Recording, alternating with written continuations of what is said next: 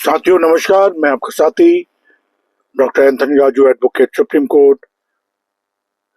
और आज आपसे फिर मुझे बात करने का मौका मिला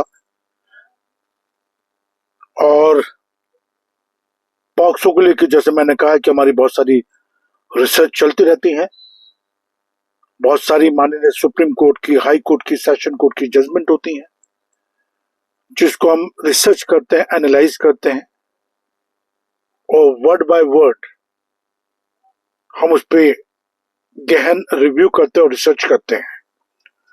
और अगर उसमें कन्विक्शन हो जाए, सजा हो जाए 20 साल की, 30 साल की उम्र कैद की, तो ये हमारे लिए एक बहुत ही अहम मुद्दा बन जाता है और उस पर हमारी बहुत स्ट्रांग एविडेंस जो होते हैं, उस पर हमारी रिसर्च चलती है, एनालाइजिंग चलती है। और यही सब चीजें हम आप लोगों के साथ शेयर करना चाहते हैं। और शेयर करने का एक ही कारण है कि जिससे कि आपको बेसिक कानून की नॉलेज हो। पॉक्सो क्या कहता है, पॉक्सो किस लिए बनाया गया, पॉक्सो से किसको नुकसान है, कैसे इसका मिसयूज होता है, कैसे इससे बचा जाए, ये सारी चीजों पर हम बात करते हैं। और मैंने हमेशा कहा है कि अगर आपने कोई अपराध नहीं करा है तो उससे डरने की जरूरत नहीं है बिल्कुल भी। हमें अच्छे अधिवक्ता के माध्यम से, एक अच्छे एडवोकेट के माध्यम से, we must work on our evidence. जो एविडेंस होते हैं वो बहुत अपने आप में बहुत इंपॉर्टेंट होते हैं। We have to work on it. और इससे पहले कि मैं इस वीडियो को आगे लेकर चलूं, बहुत कम समय होता है साथियों, और वो जो समय होता है, we really wanted to share our knowledge to you.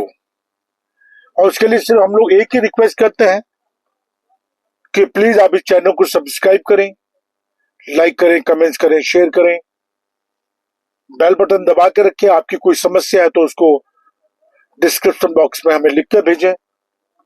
Mobile number जो स्क्रीन पर आ रहा होता है उसको अच्छी तरह संभाल के रखें, अपनी मदद करें, लोगों की मदद करें। और ऐसे ही एक केस में हम रिसर्च कर रहे हैं जिसमें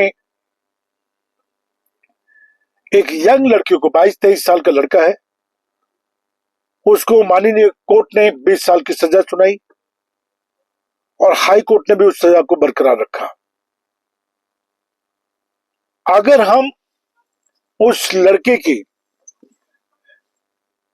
स्टेटमेंट को देखते हैं या अगर हमने उसे जानने की कोशिश करी है, तो बहुत सारे लूप होल्स इसमें हमें नजर आए हैं साथियों। और मैंने हमेशा कहा है कि अगर आपको लगता है कि आप इतने गंभीर मामले में फंस चुके हैं, आपके खिलाफ गंभीर धाराएं लगा चुकी हैं, आपके खिलाफ ट्रायल चल रहा है, तो आपके चार्जेस फ्रेम हो गए हैं, सजा मुकर्रर होने वाली है, तो ये अपने आप में बहुत गंभीर मामला है। और खासतौर से गंभीर तब बन जाता है जब हमें पता है कि ये मामला झूठा है, आपसी रंजिश के कारण ये मामले को अंजाम दिया गया है।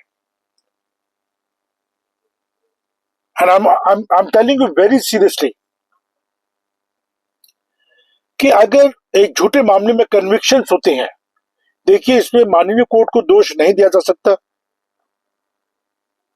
हमारे जो अधिवक्ता वो किस तरह से अपना रोल अदा कर रहे हैं, वो किस तरह आपके साक्ष्य पे काम करे, किस तरह आपके एविडेंस जुटा रहे हैं, किस तरह से आपका बचाव कर रहे हैं, डिफेंस कर रहे हैं, that is the important part.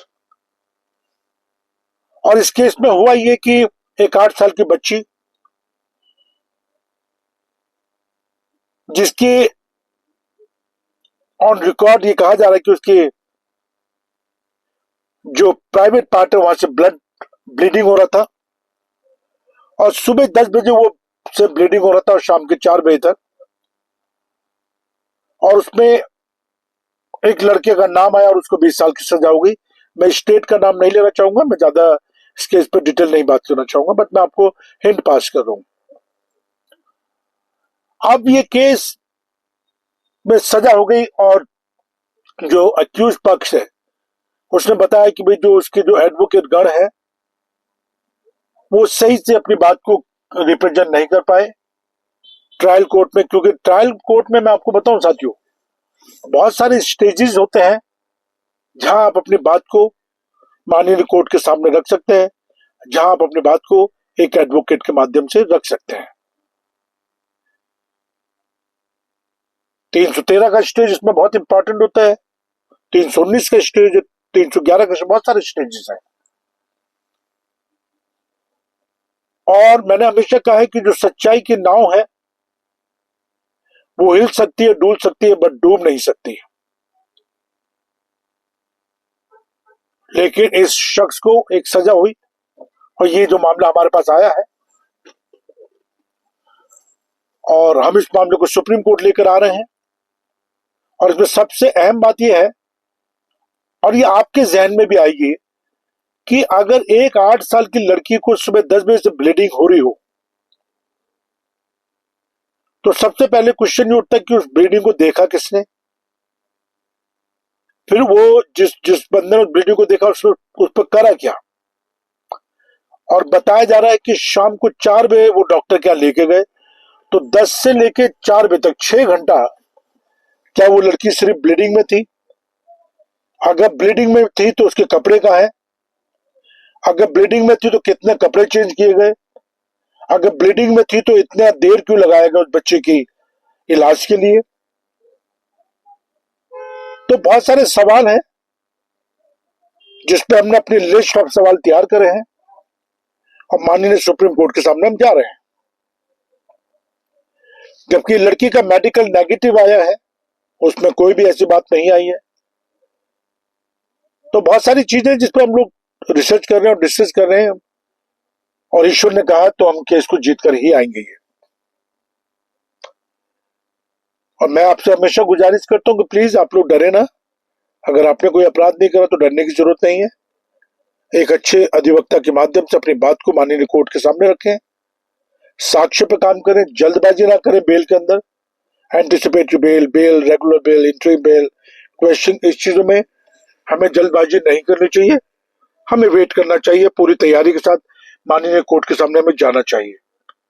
और मैं बड़ी जिम्मेदारी और गारंटी के साथ कह रहा हूँ, विश्वास के साथ कह रहा हूँ कि जब आप अपनी बात को सही ढंग से विद एविडेंस जब आप इसको पुटअप करते हैं, when you going to put up your case in front of the honourable court, I am sure you will get the justice. And depend करता है कि how your advocate is preparing for that. तो that is something very important in this case साथियों। और मैं आपसे बस गुजारिश करता हूं कि प्लीज आप लोग डरे ना, अच्छे अधिवक्ता के माध्यम से आप इस पर अपने साक्ष्य पर काम करें। और मैं आपको बड़ी जिम्मेदारी के साथ कह रहा हूं, सक्सेस आपको जरूर हाथ लगेगी। जय हिंद, जय भारत।